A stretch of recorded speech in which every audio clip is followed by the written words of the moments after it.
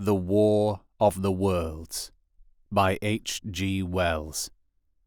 Narrated by R. J. Bailey.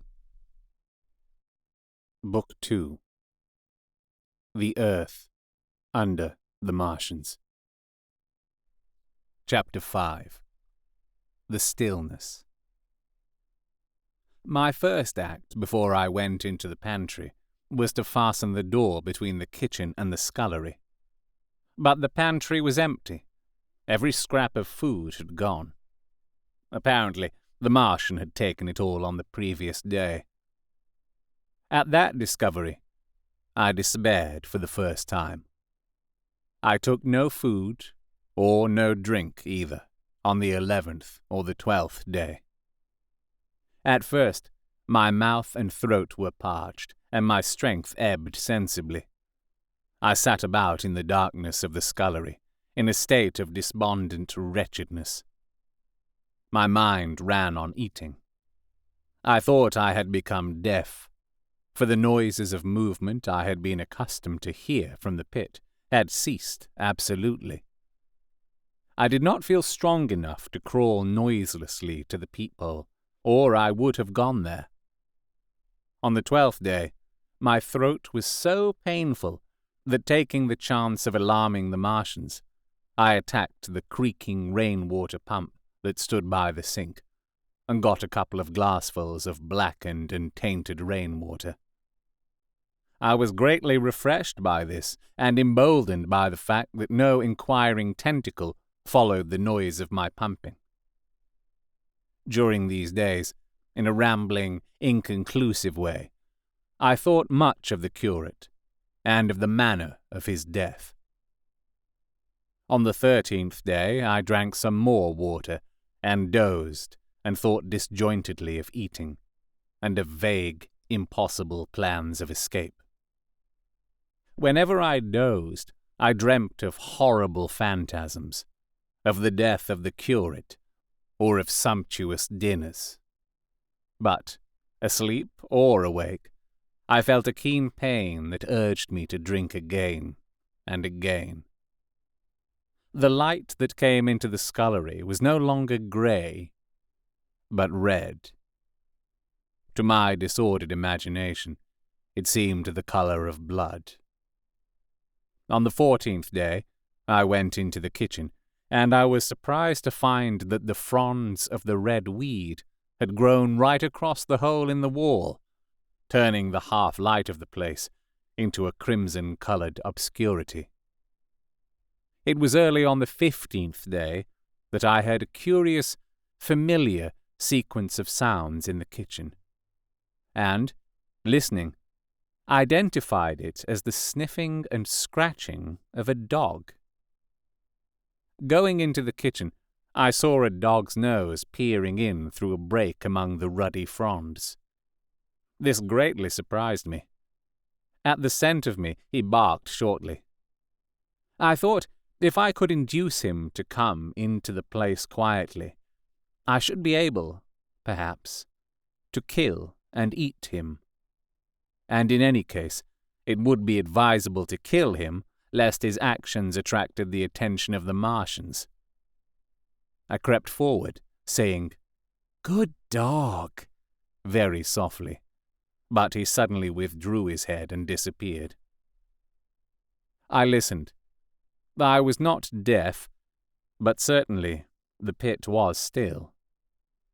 I heard a sound like the flutter of a bird's wings, and a hoarse croaking, but that was all. For a long while I lay close to the peephole, but not daring to move aside the red plants that obscured it. Once or twice I heard a faint pitter-patter like the feet of the dog going hither and thither on the sand far below me, and there were more bird-like sounds, but that was all. At length, encouraged by the silence, I looked out. Except in the corner, where a multitude of crows hopped and fought over the skeletons of the dead the Martians had consumed, there was not a living thing in the pit. I stared about me, scarcely believing my eyes. All the machinery had gone. Save for the big mound of greyish-blue powder in one corner, certain bars of aluminium in another, the blackbirds and the skeletons of the killed, the place was merely an empty circular pit in the sand. Slowly, I thrust myself out through the red weed, and stood upon the mound of rubble.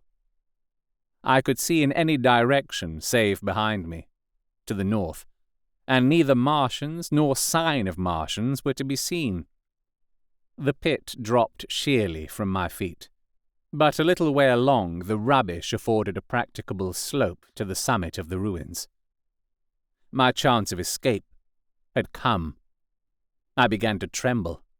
I hesitated for some time, and then, in a gust of desperate resolution, and with a heart that throbbed violently, I scrambled to the top of the mound in which I had been buried so long. I looked about again. To the northward, too, no Martian was visible. When I had last seen this part of Sheen in the daylight, it had been a straggling street of comfortable white and red houses, interspersed with abundant shady trees. Now I stood on a mound of smashed brickwork, clay, and gravel, over which spread a multitude of red, cactus-shaped plants, knee-high, without a solitary terrestrial growth to dispute their footing. The trees near me were dead and brown, but further, a network of red thread scaled the still-living stems. The neighboring houses had all been wrecked, but none had been burned. Their walls stood, sometimes to the second story, with smashed windows and shattered doors. The red weed grew tumultuously in their roofless rooms. Below me was the great pit, with the crows struggling for its refuse. A number of other birds hopped about among the ruins. Far away, I saw a gaunt cat slink crouchingly along a wall. But traces of men, there were none. The day seemed, by contrast with my recent confinement, dazzlingly bright, the sky a glowing blue. A gentle breeze kept the red weed that covered every scrap of unoccupied ground, gently swaying. And oh, the sweetness of the air! You have been listening to The War of the Worlds, written by H.G. Wells, narrated by R.J. Bailey.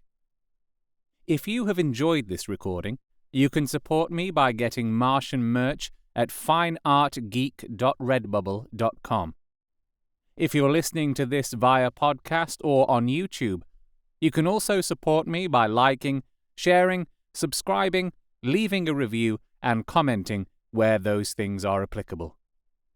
You can talk to me on Twitter at RJ Bailey and at facebook.com/RJ Bailey Voice Artist. If you would like me to narrate your book, you can contact me at those places, or visit rjbailey.com. The War of the Worlds is a public domain book. However, this recording of it is copyright to me, RJ Bailey, 2021. I hope you'll subscribe and hit the notification button for the next chapter.